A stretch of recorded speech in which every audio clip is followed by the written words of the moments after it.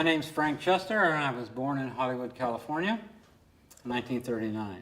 My dad was an aeronautical engineer, and he taught me mechanical drawing when I was a little kid. And of course, mechanical drawing is consisted of T-square, a board, and triangles. And there are two triangles that they use. One is a 30-60 and the other one is 45. Well, I always liked these triangles.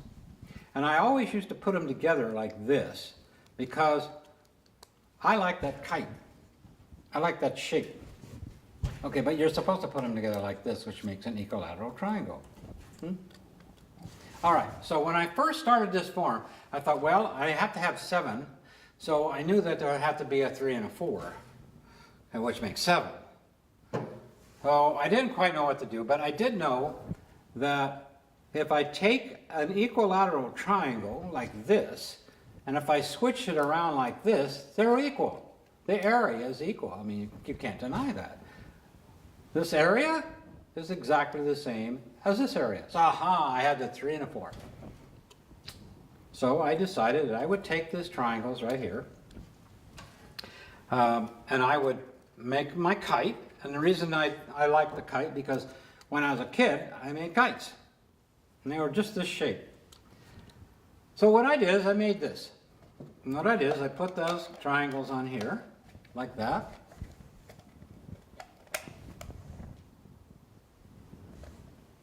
And then I did it over here. Same way. Follow me? I did that all the way around. They're in the red. So those little guys right there are that kite.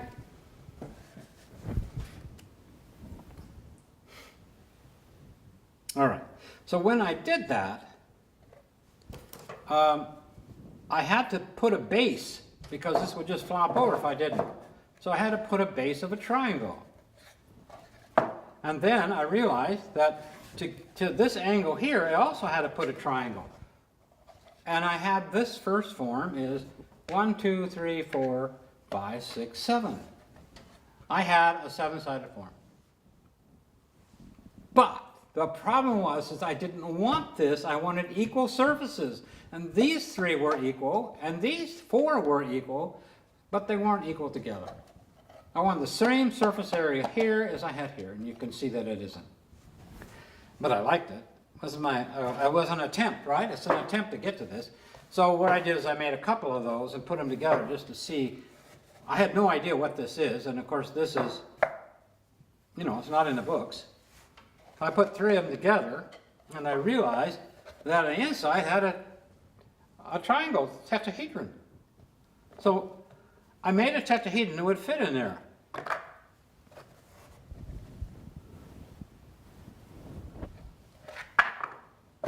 That's perfect. No matter where I put it in, it fills that hole. Then I'll put the other one on top, and I have a tetrahedron with a tetrahedron on the inside like this.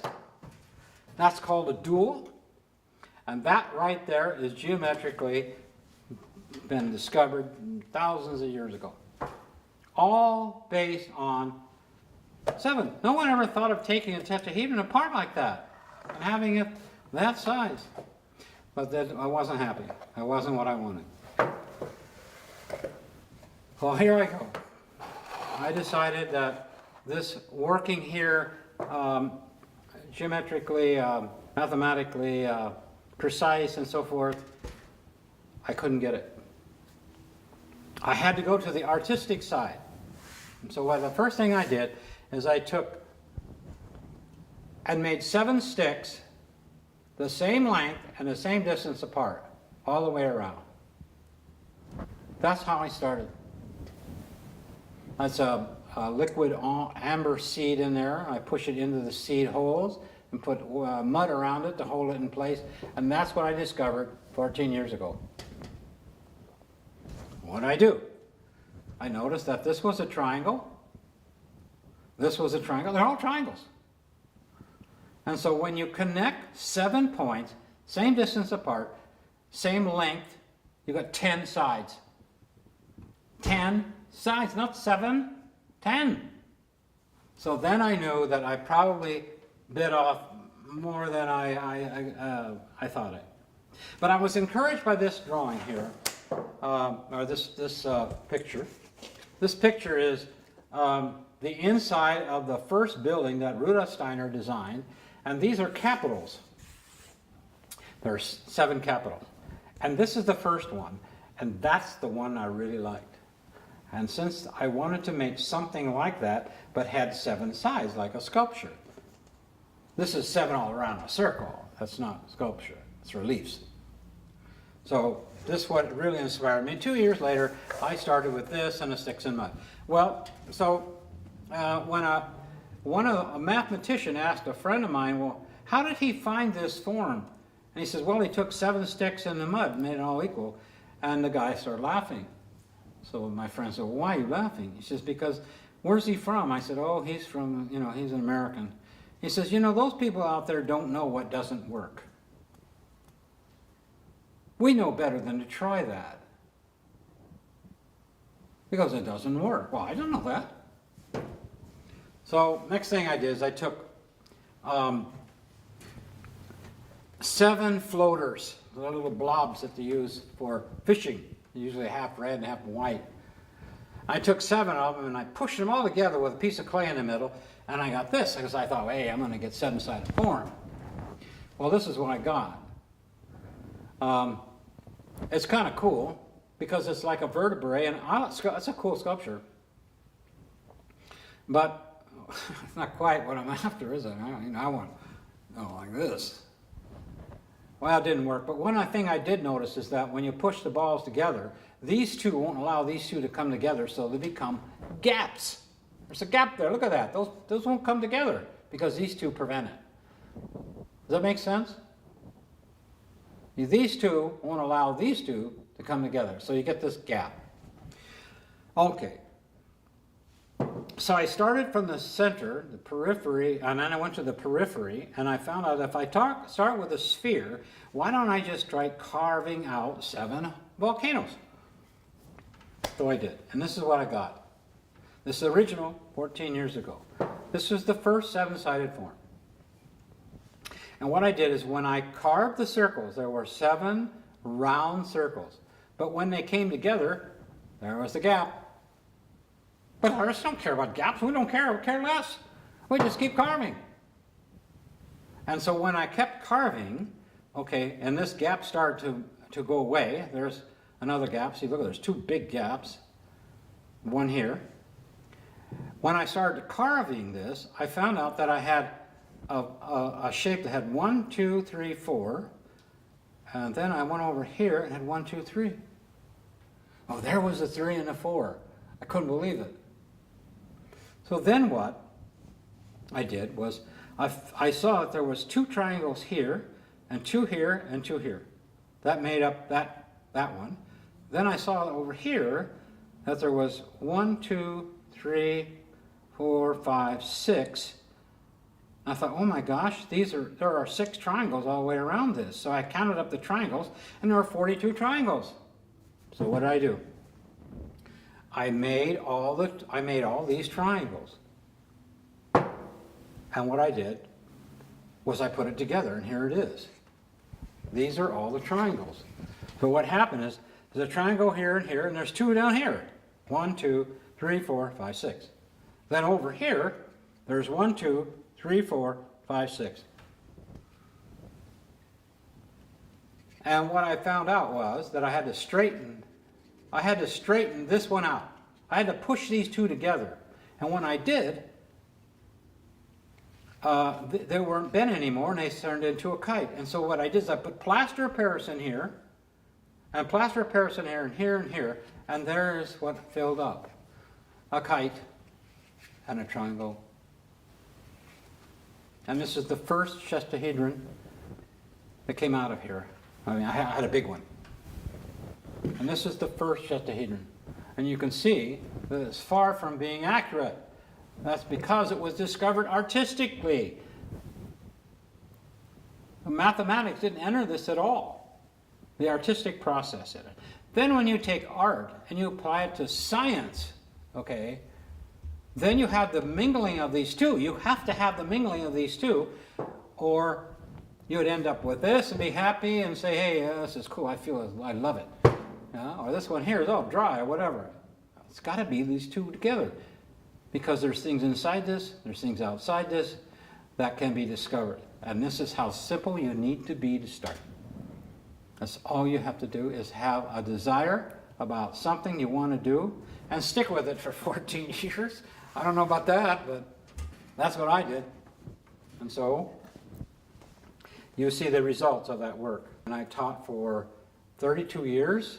I taught art, mathematics, welding, auto shop, plastics, woodworking, cabinet making, home construction, sculpture, all of these things I taught for all that time. And I never could figure out, why did I have so many skills? It always confused me. Why can't I do all this stuff? Why isn't it that I'm not stuck with one thing and really good at it? I could make anything. I can make anything today. Why? Because I learned how to do all these steps so that when I turned 60 and I was ready to do this, I never had to ask anybody's help. I could make anything. All right, this form has never been on the planet before. So it is new, and it has a relationship with every one of us that lives here, from the time we're born until the time we die. So I'm going to explain why I can say that. As this was discovered, it was not invented. And what that means is that something that's invented, usually you'll have a number of people inventing the same thing within a few weeks.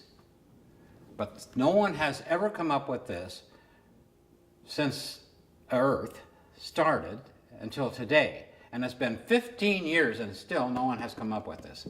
So I'm going to talk to you about this today. I'm going to show you where it comes from. I'm going to show you how I discovered it. I can show you where it is. And I used a process to do that.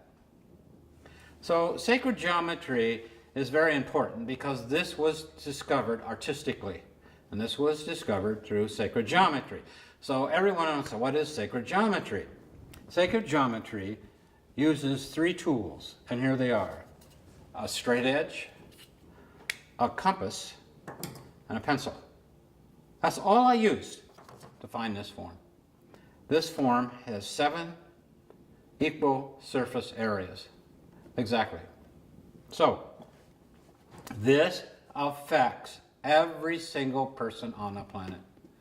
And this can change, bring a new consciousness to you if you understand it. And you will after this lecture, because I'm going to explain it thoroughly.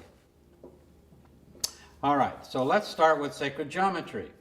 This is how I discovered the geometry based on this form. So this form comes from 3 stars. Here's one star. The other star, just so that you can see exactly where they are. Now, you're going to say, well, how does this come out of here? Well, the first place off is that everything that you see here was never measured. There are only 2 circles to take this construction here, and you don't have to measure it. All you have to know is the golden mean. So the golden mean is the basis of all this. So you're thinking, well, where it is? Right here.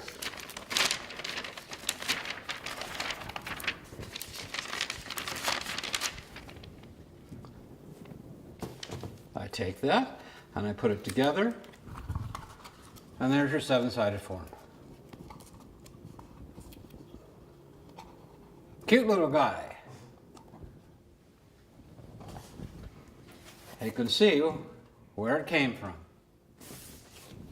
Now, these are examples of the 7-sided form, both in clear acrylic, through an open type of surface to a solid one, and also another one. So this was found by using the first form that comes into nature, which is the tetrahedron. All right, so everyone knows that there's a cube, which is also a Platonic form. This is 6-sided. The 7-sided form comes from the 6. Also, if you take this cube and you shave off all the edges, it turns into what we call a dodecahedron. Now, a dodecahedron has 12 faces. This had 7, cube 7, and this has 12. And if I take this and do a process that I went through, I found out that around that form is a 13-sided form. I have a 13-sided from a 12, and we have a 7 from a 6. And this goes inside this. It's called a decatria. Deca for 10 and tria for 3. And it also, this goes outside the chestahedron and also goes inside. And I'm calling this the chestahedron. All right. So if we take the chestahedron and we look just at the edges, okay, so I've eliminated all of the faces and I'll look just at the edges, I'm going to start to show you what I found was inside this form. But what was inside the form, okay, I took the triangle here that's at the top and the triangle that's at the bottom, and I start to move these down. I start to move these down like this. And at the same time, I start to move this bigger one up. And what happens is that when I get this just exactly right, I move it up until it's exactly right, there is now a 6-pointed star coming out of the middle of this form. A 6-pointed star. Now, if you take that 6-pointed star, put it right there, and of course, in this one, I made that 6-pointed star, a hexagram out of copper. And of course, there is the Star of David, or 2 equilateral triangles that come together in a perfect balance. And so if I take this apart, all right, there is the top of the chestahedron, which comes from a 5-pointed star. By unfolding it and enfolding it, it becomes the 7-sided form. There it is, right there. There it is here. These are the kites. The kites come from a 5-pointed star. So these are the kites. Now, you notice that when I take this apart, there's the 6. Now the bottom part of this form comes from a tetrahedron. So if I open up a tetrahedron to a certain degree, like this, I can put this 7-sided form inside there, and that's the bottom part. So here's the top, here's the bottom. And the bottom also has 6. And it only can have 6 at a certain angle, because this distance from here to here and from here to here have to be equal, or you never get the 6.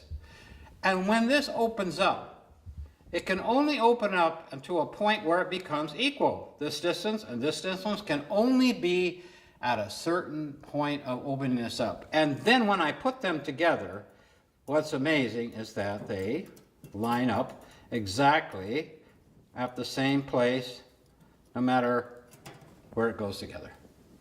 It's the same place. So, if I take more of an advanced view of this form, I now have something inside. And what's inside is a cube. How can there possibly be a cube inside this? Well, I'll do this again. I'll take this down here like this, like I did before, these rubber bands, and you'll notice that when I bring it down, that it lines up with one triangle that's red. If I move this up,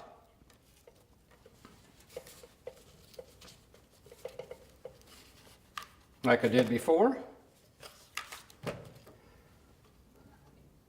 until it gets to that same point where the first star hit, I now have the 6-pointed star in red. Now you'll notice that there is a cube in the middle of that star. So how did I possibly get that? Well, I took a hexagram. Again, the middle. I made it the same size. As you can see, it's the same size. Here, here, all the way around. And if I take the distance between two equilateral triangles like this, which is red, you can see that. If I put this in the middle and stretch this out to 6, it becomes a perfect cube. And that's the size of the cube that's in this form. Now when I take the cube and I put an equilateral triangle, which is where this comes from, as I showed you before, there is an equilateral triangle. Now if I take two of them put together, put one upside down and one right side up, it makes what they call the Merkaba. And there it is inside the cube, right suspended inside this seven-sided form. All right, so I'm going to explain how I took this form and tried to find out where it's coming from. This is an important question. So I had to develop an artistic process that was unique. And I did that by studying the four Platonic forms: tetrahedron, octahedron, icosahedron, and the cube. Now, I didn't find this through mathematics. I found this through art. And that's my background. This is an artistic discovery. An artistic discovery, okay, then can be put into science. So the artistic process is very expansive. And it can become very subjective. The other half of this, or the balance of the artistic process, is science. Now science is contractive. That's the opposite of the expansion, it's contraction. All right, you need both the expansion and the contraction to reach a balance. And that balance is what we're after. Not to be out of balance, but to be in balance. So, you cannot get stuck with being an artist and not do any science. You can't be stuck as a scientist without some artistic training, artistic background. Okay? Because if you get stuck in those two ends, you're in trouble. Big time trouble. So it's all of the artistic and it's all of the formulas that come together. Can't be one or the other. So, I'm going to tell you how I discovered the form, or how I put the form through this process. Now this process is unique because I didn't know how to do this. There were no books on it, whatever, period. But I knew that if I could find where this was, okay, in the earth, where it is, I needed to put it through an earth process. What is this? This is earth, okay, this is water, this is air, and this is fire. So, it's a tetrahedron, an octahedron, icosahedron, and a cube. Now you notice that this is a natural form, and so is this. This represents a number of things. This is the earth, this is water, this is air, and fire, like I said before. These are also connected with the organs. So these are archetypes. And we work with archetypes because they are very important to understand in relationship to how to find something here. Where is this? Is it a cube, or is it coming from water, or is it basically an air form, or is it fire? So here's what I did. I first studied the earth. And the earth is everything that's different. Everything that's different. So you have to compare this form to everything that's different. And of course, there's never been here before. It's never been here before because it was a discovery, not an invention. So I found out that one of the things that I could do is that this has 7 points. You can believe it. It's 7 points. It has 7 faces. They're all equal. There are 2 polygons. There's a triangle and what I call a kite, which you now know is one of the arms of a 5-pointed star. So, what I was able to do was I'm able to put 7 points, okay, into 6 faces. Now, how do you do that? Well, so it took a while, and I found out that it fits in a cube like this. There is this form inside a cube. And what I found out is that the base of the form touches this area of the cube, and one of the points touch a vertice at the very corner. But the other 3 touch the face. One here, and one here. And that's never been done before. So this was my Earth study. But this didn't indicate to me where it is or where it's from or whatever. So I had to go to the next process. The next process is water, which represents the icosahedron. So I had to figure out, well, how can I figure out what a water form, what do I do with water with this? So what I had found that worked was that I took the form and I put it into edges only.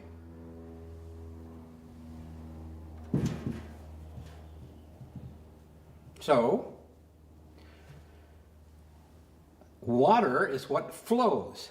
It moves. So I thought, well, how can I move this? This is a very strong form. I can't move it this way, I can't move it this way, whatever. The only thing I could do was to spin it. And so I spun it and it turned into a bell.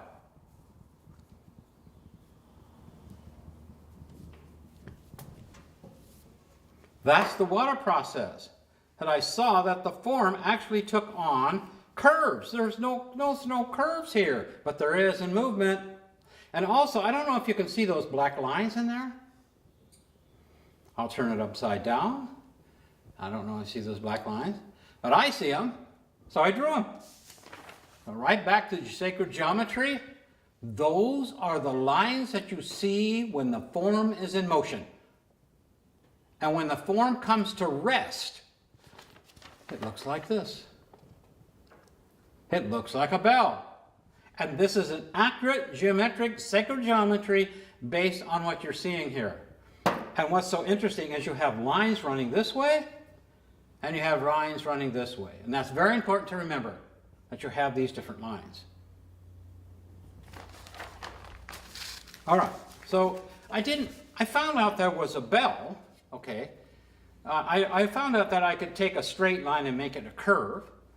So in a certain sense, the distance between 2 points in the shortest distance is a curve. That's interesting, isn't it? All right. Well, okay. That was a wonderful discovery that I used a lot for other things. So here's the earth, here's the water. Now I came to air.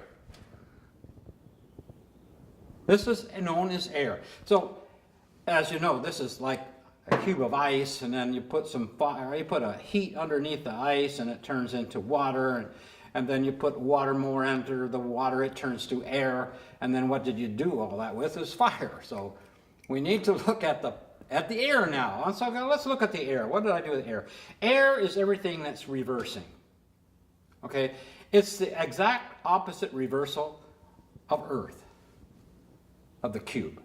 Because I can put this form in the cube, and I also can put this form on the outside of the cube. That's wonderful, isn't it? That's a reversal. All right. So how do I reverse this?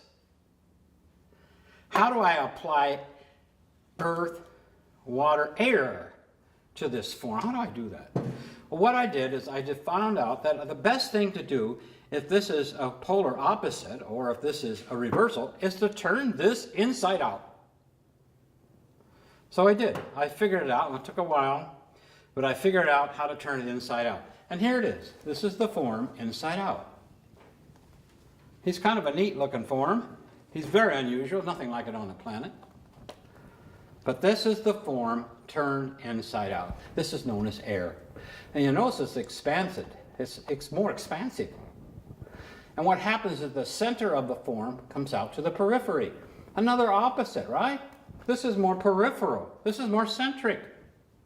So you can say, well, sure, that's real nice, but I can't believe that's turned inside out.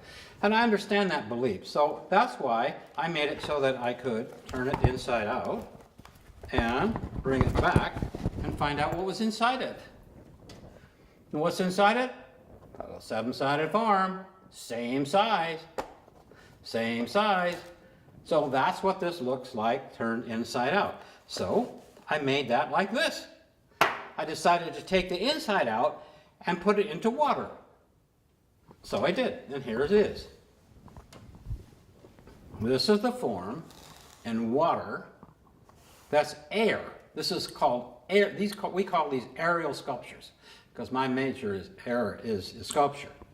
So how can you make the air process show up in water? Because there should be water in here as well as air. And so the only way to do that is to take this back into air, into water, I'm sorry, bring the form back into water, and then find out if there's a bell in it. Can you see the bell? Look at that. There is a bell in this form, which is exactly where it should be. If it's turned inside out, then you should have a bell, and you do. All right, so that takes care of this process. I'm looking for where this form is in the world. I want to know if it is in the elements. Is it an aerial form, or is it a water form, or is it fire? So what is fire all about? Remember, fire is the transformation. Because of this guy, these can transform. They can transform. Without fire, these can't form. That's the way it is. So what I was able to do is to take this form and put it into movement so that the corners, vertices, turn in space and time. It's a time-space element. And so when I did that, I came up with this form. This is the seven-sided form and movement through space-time. And what's so amazing about it is that it has, it's almost like a double heart. It's a Valentine, you know, the heart doesn't look like a Valentine, but this does. And it does look like it has a little one at the top, and at the bottom one is a big one. This is the fire process. So now I have all of the processes right here in front of you, from fire, from reversal, which is, of course, this one. Let's make this disappear, all right? We'll make this disappear. We'll completely surround it, and now it's inside out. Air, water, earth. All right, here we're going back to the original form that I explained at the very beginning. And then I talked about what was inside the form and that there was a six-pointed star. And it's very important that sacred geometry is very, very tied up with the golden mean proportion. And these are phi calipers. And so one of the things that you should realize is that when this comes up here to make the six-pointed star, there's a certain point where it goes, and it goes right to the golden mean. Now that is amazing because this distance wasn't created by me, it was created by the rubber bands. And then if you take the distance from the triangle, you take the hypotenuse, you'll find out that that shows you the size of the top of the form. Another amazing relationship. All right, so I'll put this aside. And then if I go into the bell, here is the bell in motion that's come to rest. You can see where all of those lines are happening. And here it is completely into the bell. Okay, so now we'll move on, because what I want to show you now is some other discoveries that I found based on sacred geometry. One of the greatest two-dimensional geometry ever discovered is the flower of life. The flower of life, okay, there's nothing more important two-dimensionally than this design. It's top of the line. And it's all based on circles the same size, 19 of them. So I was always interested in the flower of life, and I always was wondering how it could relate to this. So I studied it in 2001, and I found that the top view fit, but that was as far as I could go. So then I took it up again over years and years and found out that the flower of life, in the very center of it, it's based on 6. So, of course, what went through my mind was that the 6-pointed star is in the middle of the Chestahedron, or the 7-sided form. I thought I'd put it in the flower of life, and I did, and it fits. There it is. It's the 7-sided form is exactly, that 6-pointed star, okay, is right in the middle of the flower of life. So then I noticed that there were another abundance circles that were running around here, and of course the outside of the flower of life is where my hands are. So I tried to figure out what is this circle. Now, one of the things about the 7-sided form that's always disturbed me, until I found out why, that this star is not even. This distance from here is not the same as here, is it? That's not the same. This is higher than this. Well, I want this in the middle. That would be really cool, was it right in the middle. It's not. And I just have to live with it. So here's an example of it not being in the middle. You can see that the distance from here to here is shorter than from here to here. And then there's a circle. So then I thought, well, okay, can I take the 7-sided form, would it be possible for me to take this and put it into a sphere? That would be really great if I could. So I took this form, and you can see that there's the star, 6-pointed star, and also inside, okay, is the hexagram. So when I put it into a sphere, the middle of the 7-sided form is right in the equator of the sphere. So all of my concern about not being in the middle was a waste of time, because what it is when you put it in a sphere, okay, it's exactly at the equator, the exact middle. That's amazing that happened. So when I had this form sitting in the flower of life, all right, so what is this circle? So I took a sphere.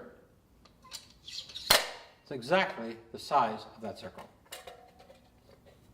Now it touches the top of the Chestahedron, or I call this the 7-sided form.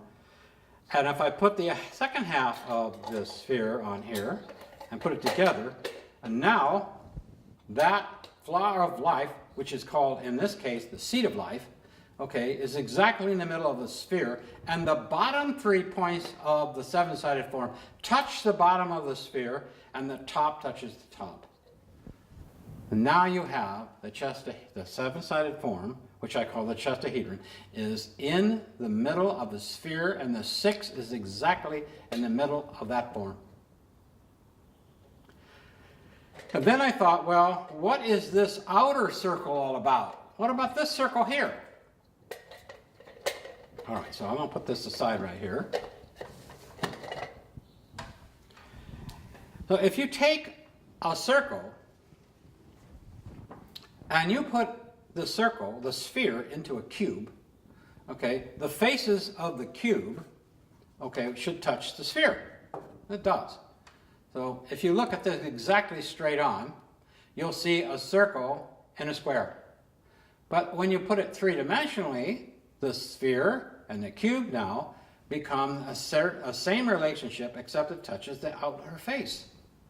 Now, this particular geometry is used also by another person. This person is a great artist. His name is Russell. Now, Russell used this exclusively and a lot of his geometry. His name is Walter Russell. I recommend you look him up.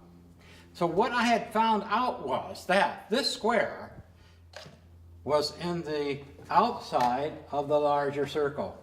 So here is this form, and this, all you do is connect the 6 that goes on around, and it makes a cube that goes around the outside of the flower of the life. And that's amazing. That's absolutely amazing. And the surface of the cube touches the surface of the sphere. Now you're going to wonder what's going on inside here. Well, what's going inside there is I found out that by doing this, the inside, okay, of the Earth has a core, an inner core. And that inner core is exactly the size of the cube that goes around the inside of the flower of life. Again. So what it means is that you have a cube with a sphere in it on the inside, and you have a cube and a sphere on the outside. So below, so above. And that's amazing. And I can show both the inner core, the outer core, and the mantle based on this model. So therefore, the 7-sided form is in the Earth, according to this research. Now, how are you going to prove that? Well, one of the things I did is when I was doing this article came out in Scientific America. And what does it say? It says, sculpturing the Earth from inside out. Oh, that's right up my line. Oh, inside that article, okay, there was this drawing. Well, that's it. This drawing was inside it. And this is the Earth, a map of the Earth, two-dimensionally, right? I mean, so we all get in our maps. Now, they did CAT scans type of measurements in the Earth, and they found out that very, very dark, the dark area, okay, means that inside the Earth is deep. It's very deep and very cold. Whereas where you get to the yellows and the red, it's more to the surface and it's warm. So when I saw this article, I went and looked this guy up. And he worked at Cal State in Los Angeles. Met him. I asked him, what's this going on? He says, well, this is the deep areas. We don't understand what's configuration, but this is where it's very, very deep and cold. And I said, well, what does that mean? He said, we have no idea. So I thought, well, I wonder if this has anything to do with what I found in the Earth. So I took this form and I laid it out flat. I can lay it out flat just like they did. And so I did. And I found out that this is the way that the 7-sided form fits into the Earth. Okay, and you can see that this deep area here, this is deep, is because, you know, those lines inside are deep into a sphere, the 7-sided form. So this is the Chestahedron, or the 7-sided form, is actually part of this edge. Look at these points that line up. They have no idea why this has anything to do with this. So this was very encouraging to me, that I could keep this process up and studying the Earth. So what I did was to find out as much as I could about this, is that I wanted to find out what is the shape that goes around this, and I found out that it's based on a cone that's 22.5 degrees. So this is the cone that goes around the Chestahedron, 22.5 degrees. And that same cone, this same cone, will also go inside. And you can see, I made a hole here so you can see that that point comes right to the point of the 7-sided form, and that's the same size circle. Now that's amazing that we have a cone that goes around the outside and on the inside exactly at 22.5 degrees. So if I take this out of here, you'll find out that this is from the same cone. I just cut it here, right? So that would fit here, and that would fit there. See how that works? So if I take this, and I put it in a sphere, and I take this, and put it in a sphere, There it is. I can take this one and I can drop it into that hole, which is exactly the size of the cone. I can drop it in there, and it has a little point, needs to be a little longer, but there is a cone within a cone. So what I have found is that there is a ring around here that's very wide, but down here, the ring is the same size as the top. So when you see pictures of the aurora borealis, you'll see that the top and the bottom are the same size. Now they can't explain that. The scientists can't explain that. And so what is happening here is that at the top, the aurora borealis goes around between this ring and this ring. It makes an oval. But down here it doesn't do that. It doesn't ever make an oval, and the aurora borealis can go into that space, whereas the top, the aurora borealis never goes into this space. Never.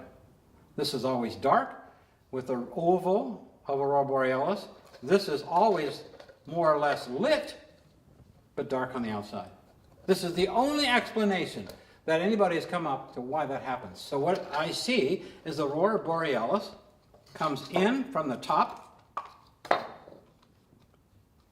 like this. There's an oval here. It comes into the top right here. That's why it's always black. When it reaches this point, it crosses over into this, and that lights this ring up, and then it comes back up. So the aurora borealis that you're seeing is energy not coming into there, it's just leaving. Now that's very interesting. And that's very interesting. It's made from the same cone. Same cone.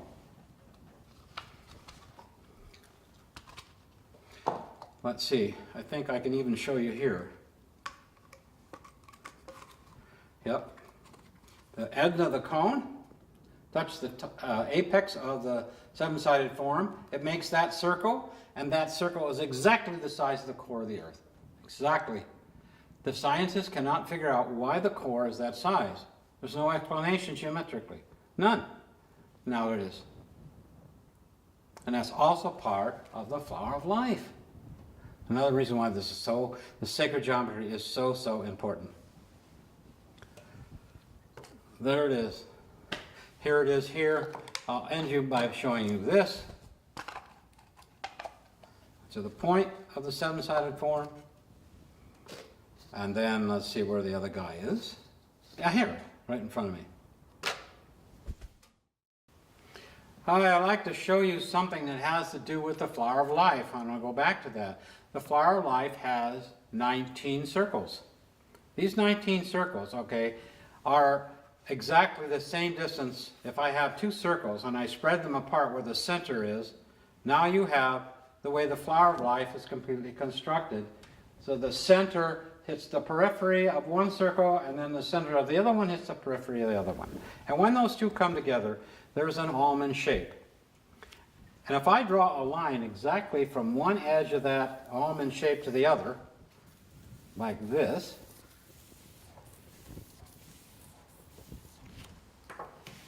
now you see that the red line is exactly between the two circles that are interrelated. That distance is the square root of 3. Perfect. Just like you saw in the cube. So, if you try to remember this, I'm going to put this aside, and then I'm going to show you that inside the heart, there is a loop. It starts from the outside of the 180 degrees apart.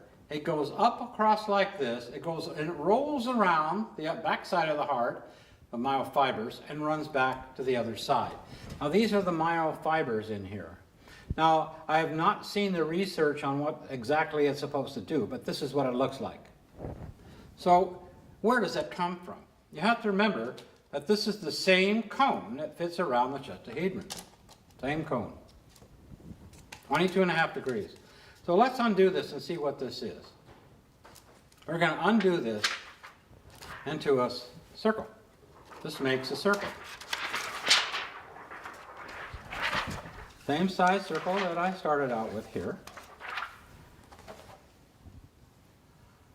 That line is root 3, the square root of 3. Now tell me that there's not geometry behind the human heart. Now, the only problem is that when I turn this into a cone, which I have to do, I'm going to show you this. This is the same size circle all the way through. Now, projective geometry, we take a plane and we run lines across it. That's what I did here. This is a plane, and I ran lines across it. So what I want to do is to make this into a cone. So if I make this into a cone, and this isn't in any of the books, and I make 2 cones, the lines become curvilinear. That's really amazing.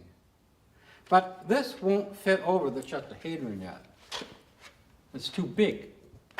So I have to do it some more. So let's take it and see what happens when I take and make 3 cones. Not just 2, which you just saw, but I make 3 cones. And when I make 3 cones, all of the lines are now triangles. Triangles. Believe that? That's 3 cones. 1, 2, 3. Still won't go over it. I mean, it's still too big. So now I'm going to take this and put it into 4. So here I go. Twist it into 4. And when I twist it into 4, it turns itself into all squares. Quadrilateral squares. And now it fits over. Well, it's supposed to, but it does. There. All squares, and it fits over the Chestahedron. Well, the problem with this is that the heart has 8 layers of myofibers. 8. Some has 4. So what that means is there's got to be 2 of these. 2 cones at 22.5 degrees, 4 each, which equals 8. So, what do we do about that? Well, I know I could get 4 out of this, and I know I can get 4 out of this. There's 4 cones, there's a cone in here that's 4, and a cone in here that's 4, and if I put them together and twist them together, they're 8. So, what I did was I put that into paper, and I made a spiral. And the reason I made this a spiral, because the research on the myofibers of the human heart, there are 8 layers. And there is an illustration of those 8 layers that you will see of the myofibers. And you will see that the myofibers go around and tuck into here.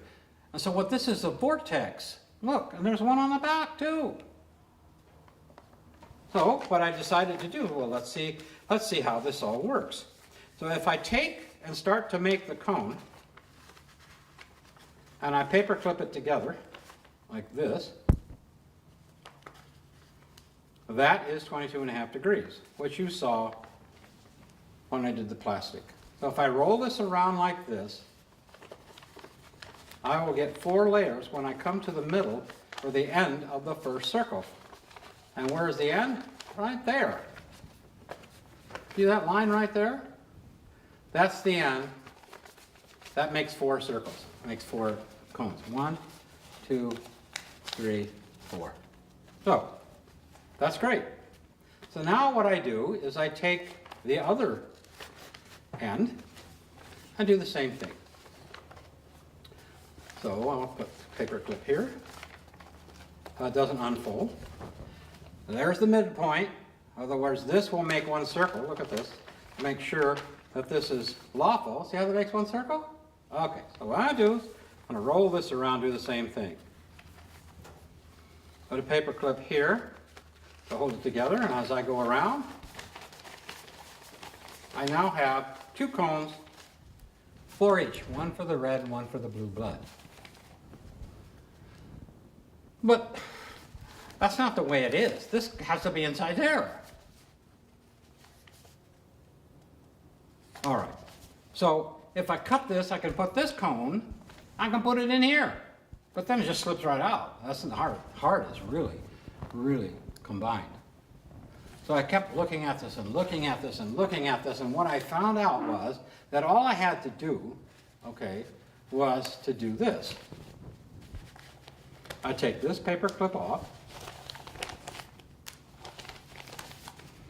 So what I did now, I just rolled it, continued to roll in the same direction. And so what happened was, I got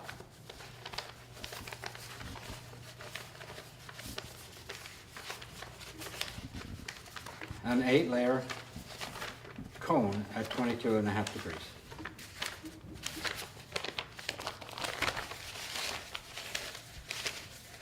The answer to the myofiber problem.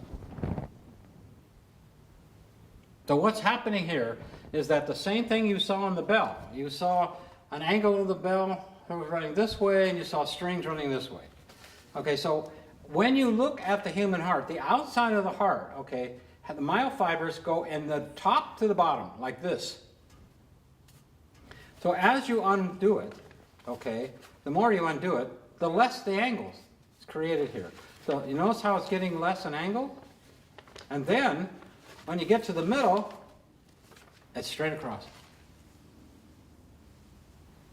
So now what has to happen is that they have to go from the bottom up in the opposite direction. So let's happen. If we continue to go, let's see what happens. They're still pretty flat, because that's the midpoint. Now look what they're doing. They're starting to go up in the opposite direction. And now look how much steeper they are, completely opposite, like the bell. The lines are completely the opposite, and there is the last cone is completely opposite. That's a major discovery about the human heart. Here we go again. We put the Chestahedron now, which we know this belongs in the chest, we put it into edges, again, like we did before, which one, when you spin, turns into a bell. Now, what I did was I split all the lines in half. Okay, so this is one line, it's one line, but I cut them in half. And so I want to separate them. And when I separate them, remember, this is a 7-sided form. And if I separated it, okay, it takes a little while, I can separate all the lines and I get this form, and this one. So here we have, geometrically, as a symbol, the beat, the rhythm, boom, boom, boom, boom. Okay, that's one thing you can look at here. And then what's so amazing is that the other two are spinning in opposite directions.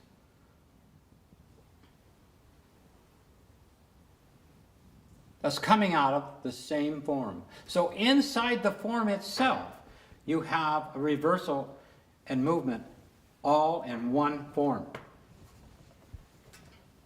So here are the triangles that make up the 6-pointed star.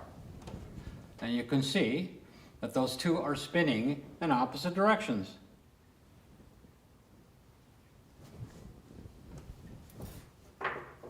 Another indication that we have a reversal of the heart moving to the right and moving to the left. Two vortexes. One of the main things that we need to look at here is that this is not the shape of our heart. My heart doesn't look like this. So I had to go into to find out how to make a geometric form organic. So this is how I did it. I put this into lines again, and I dipped it in soap, and I blew a bubble. And inside this form, there is a bubble, and this is what it looks like.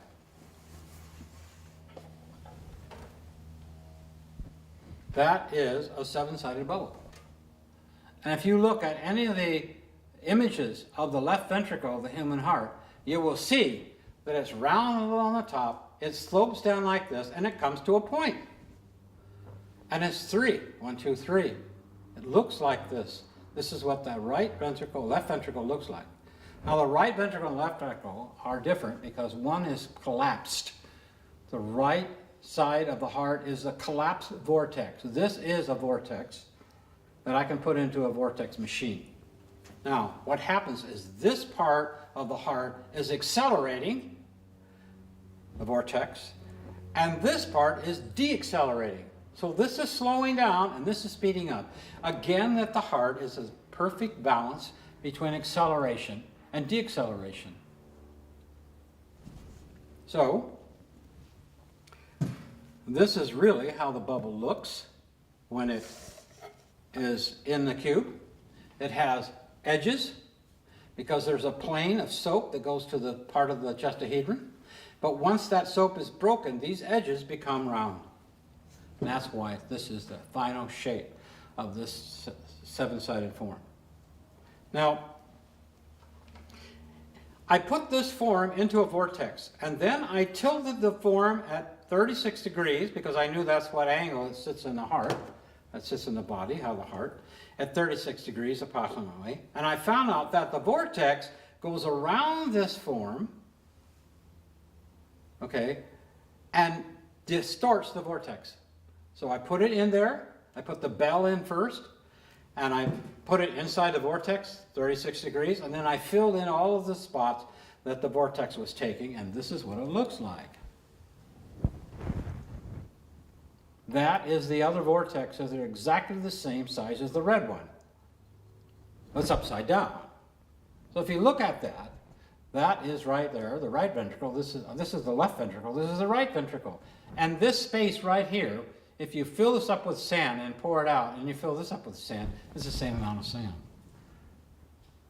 And you can see that, if you look at any of the heart research, you can see that where this joins, where the right and the left join, it has that curve. And it goes a little bit beyond the edge here. And that's exactly what the vortex is doing. It doesn't just end on this line right here. It kind of overlaps it a little bit. Just like the real heart that you see in a human being.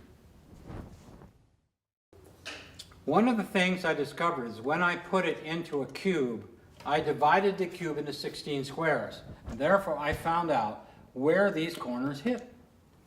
So if I knew where these corners hit, then I knew that if I went from this cube up to the corner or to the center of the cube, I could find out where this form is coming from, geometrically. So what I did is I took that point and I ran it up to here, and I found out, okay, that it is a tetrahedron. This is a tetrahedron that has turned. And as soon as it turns 1 hair of a degree, it becomes a seven-sided form. Absolutely.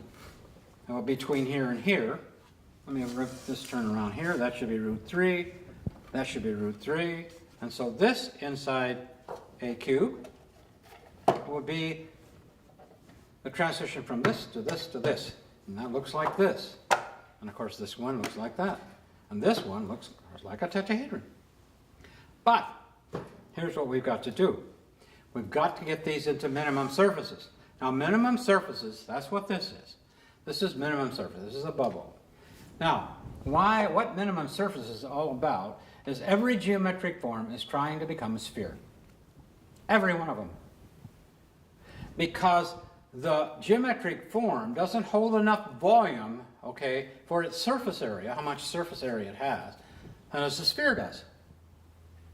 So it's bowing out, trying, I want to be a sphere, you know, kind of like that. So this is a minimum surface, okay, of this. Okay, so here's the minimum surfaces, right there. I'll lay it on its side.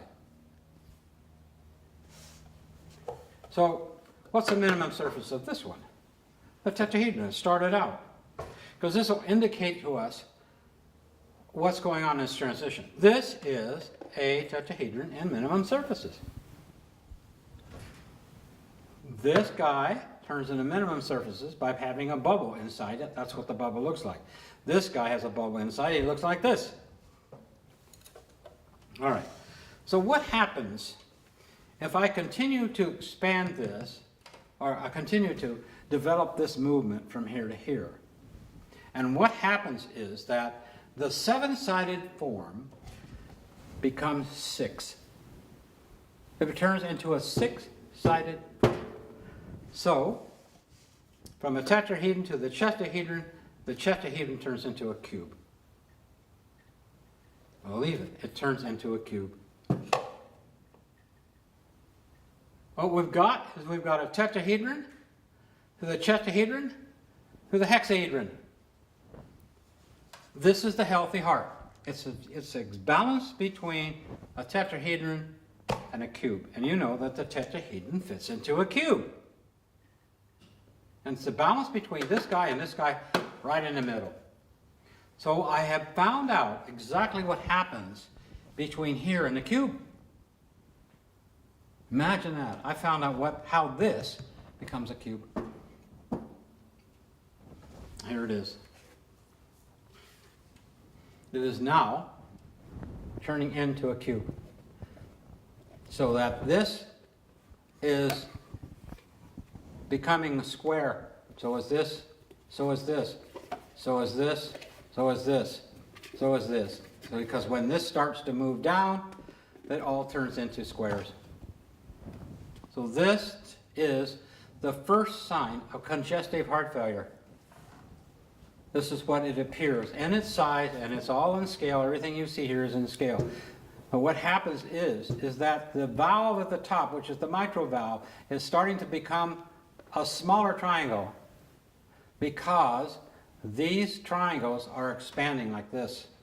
They're all expanding at the same rate, all the way around. But when this one expands here, this starts to move down and it eventually becomes a point. And that point becomes 6. So once the heart becomes 6, you're in big trouble.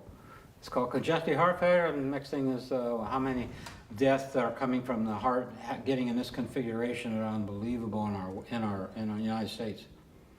So this is an indication, a practical indication, that now the geometry can show anybody who examines heart how much of the point the top has become. This is called the base. This is called the apex. So if the base is starting to get smaller, then the heart specialist can know at what stage the person is in congestive heart failure. Because once this point disappears, it becomes a cube. What does that indicate? The cube is Earth. That means that congestive heart failure indicates that the person is becoming too materialistic. It's becoming too earthbound. There's not enough life force in the artistic side. Okay, so what we've got to do is to work with a person artistically to get them to have this to stop from happening and turning into a cube.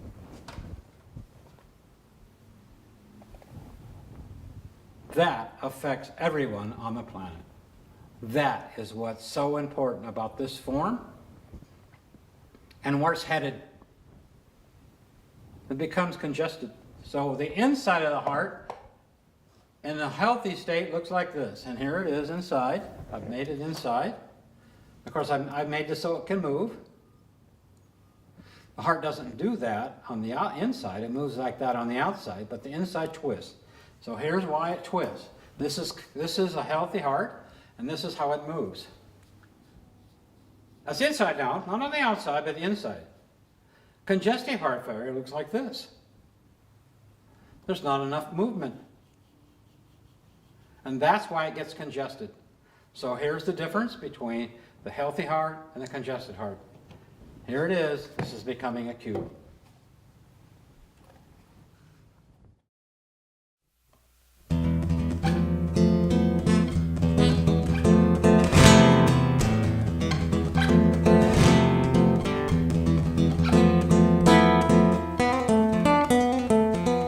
In that process, when I discovered geometry was in the 9th grade. In the 9th grade,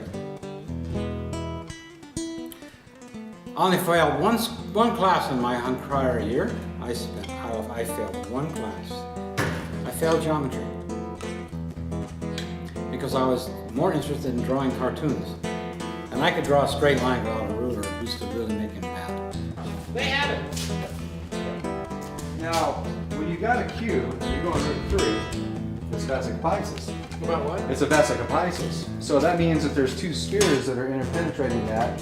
So that means that there's 4 diagonals, so you have to have 8 sets of spheres, right? Right? Because I mean, each one of those, I'd like to see that. You know what I mean? 4 diagonals, each diagonal's got a vesicopisis. So I'd like to see this cube with Just overlapping the vesicopitis on top of it. every way, all the way around Three-dimensional. the cube. The three-dimensional. The 4 diagonals. Yes. I'd like to see that. You gotta build that. Yeah, that's a great, that's great. So I brought in Russell for you guys. Yeah. That was awesome. And you brought in I wanted to do that. I didn't know how Yeah. to do it, but I wanted to do it. Perfect. Came in, Because, just you know, slid it right in there. you have a lot of people who are into Russell, and it's Yeah. very important. Yeah. These there things any- aren't separated, you know, I'm not separated from these things. You're tapping into Guys the aren't same separated. divine illumination that he tapped into. Well, it's all cosmic knowledge.